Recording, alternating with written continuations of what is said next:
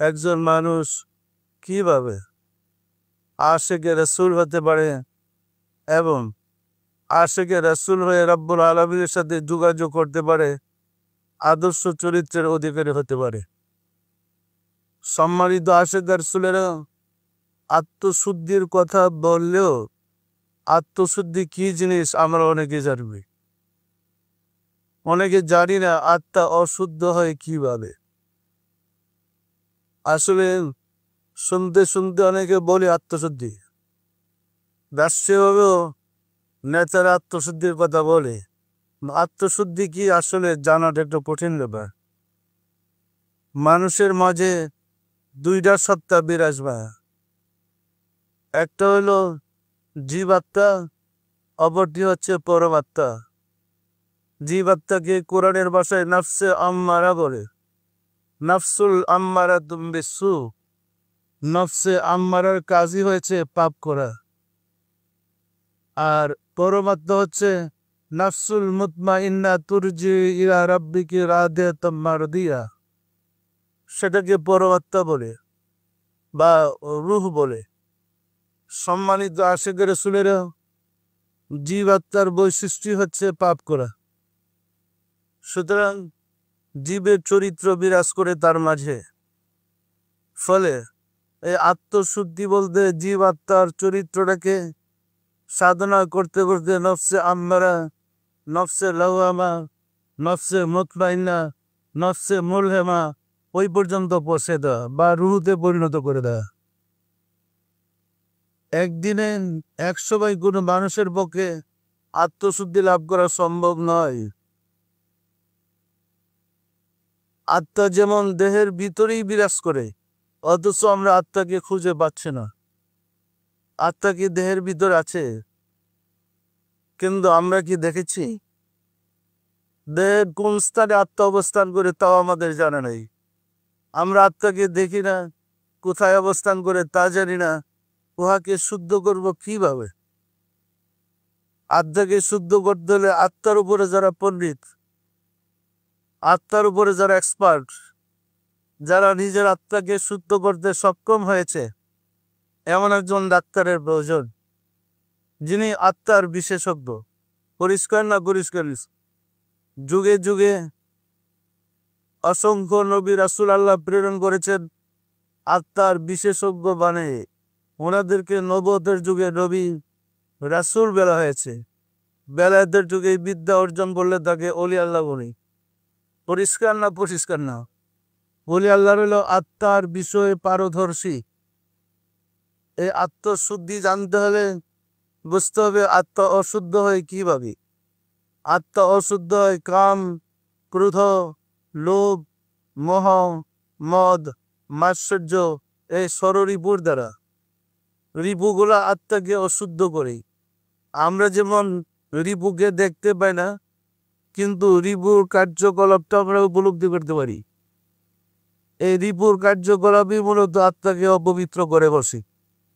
কাম রিপুর কারণে মানুষ বেবিচার করে, ক্রোধ রিপুর কারণে ঝগড়া বাড়াবাড়ি কাটাকাটি করে, লোভ রিপুর কারণে চুরি ডাকাতি করে। এ প্রত্যেকটা রিপু কর্মই আত্মাকে অশুদ্ধ করে। পরিষ্কার না পরিষ্কার না? এই অশুদ্ধ আত্মাকে শুদ্ধ করতে হলে আবার আত্মার মেডিসিনের প্রয়োজন হয়।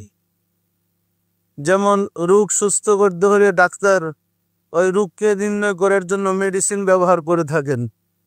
ওই রকম আত্মাকে শুদ্ধ করতে হলে অশুদ্ধ আত্মা শুদ্ধের জন্য কিছু নিয়ম আছে। সেটাকে তাসাউফের ভাষায়, কোরআনের ভাষায় ফায়েজ বলে। ফায়েজের দ্বারা আত্মাকে শুদ্ধ করতে হয়। আপনি একটা জামার মধ্যে যদি ময়লা লাগে, সাবান দিয়ে এটাকে পরিষ্কার করে ওয়াশ করেন, পরিষ্কার হয়ে যাবে। কিন্তু আত্মা যদি অশুদ্ধ হয়, যত সাবান দিয়ে শরীর ঘষেন আত্মার কোনো পরিবর্তন হবে না। যত তেল মোবিল লাগান আত্মার কোনো পরিবর্তন হবে না। আত্মা শুদ্ধ করতে হলে আত্মা যে জগতের বস্তু, ওই জগতের বস্তু দিয়ে আত্মাকে শুদ্ধ করতে হবে। সেটা হচ্ছে ফায়েজ। ফায়েজ আল্লাহময় শক্তি থেকে এসে থাকে, আল্লাহর পক্ষ থেকে আসে। এই আল্লাহর পক্ষ থেকে ফায়েজ অর্জন করে নবী রাসূলদের সিনা হয়ে আউলিয়া ইকরামদের শিরা হয়ে নিজের দিলের মধ্যে ফায়েজটা আসে। নিজের দিলে ফায়েজ অর্জন করলে ওই ফায়েজের বিনিময়ে আত্মা পরিশুদ্ধ হয়ে যায়। ফায়েজ দিয়ে আত্মাকে শুদ্ধ করতে হয়। সম্মানিত আশিকের রাসূলেরা, দেহের যেমন বিমার আছে, আত্মার বিমার আছে। আত্মার বিমার থেকে আত্মাকে সুস্থ করার নাম আত্মশুদ্ধি। যেমন দেহকে চিকিৎসা করে সুস্থ করা সম্ভব, আত্মাকে উত্তম চিকিৎসার দ্বারা সুস্থ করা সম্ভব। নবীগণ, রাসূলগণ, আউলিয়া ইকরামগণ যুগে যুগে আত্মশুদ্ধির শিক্ষা দিয়েছে নিজের সিনার ফায়েজের দ্বারা। ওই ফায়েজটা আল্লাহর পক্ষ থেকে অর্জন করতে হয়। পরিষ্কার না? পরিষ্কার না? ফায়েজ ব্যতীত সারা জীবন ইবাদত বন্দেগী করলে আত্মশুদ্ধি হবে না। আর ফায়েজ অর্জন করার পদ্ধতি হচ্ছে মুরাকাবা। মুরাকাবার মাধ্যমে আপন মুর্শিদের দিলের সাথে দিল মিশাইয়া, রাসূলের দিলের সাথে দিল মিশাইয়া, ওই রকম আল্লাহর হুজুরে হাজির হইয়া আল্লাহর কাছ থেকে ফায়েজ অর্জন করে ফায়েজ বিজ্ঞানে রাসূলের দিল হইয়া আপন মুর্শিদের দিল হইয়া আবার নিজের দিলে ফায়েজ টানে ছাড়তে হয়।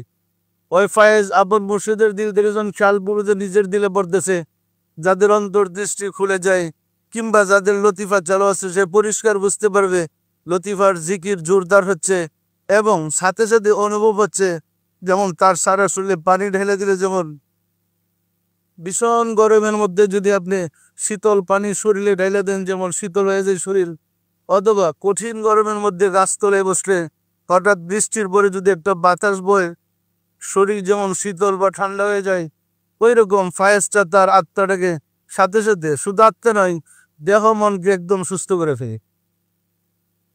ওই প্রেমে, ওই মহব্বতে তখন তার চোখ দিয়ে পানি ঝরতে থাকে। এই শান্তিতে তার দুই চোখ বায়া পানি ঝরতে থাকে। পরিষ্কার না? পরিষ্কার না?